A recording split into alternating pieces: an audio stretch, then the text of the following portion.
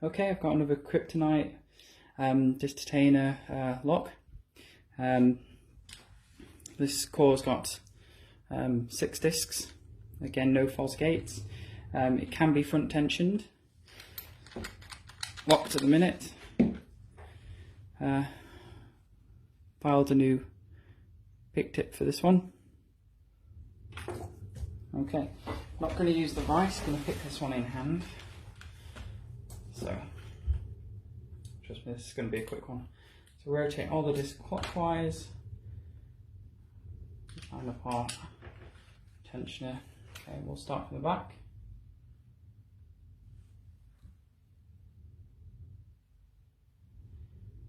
Okay, number 6 is in a gate. Number 5 is binding. Good click there. Number 4 is in a gate.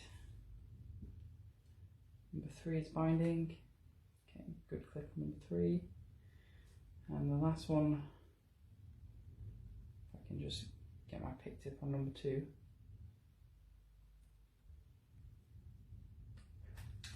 And we're open. There we go.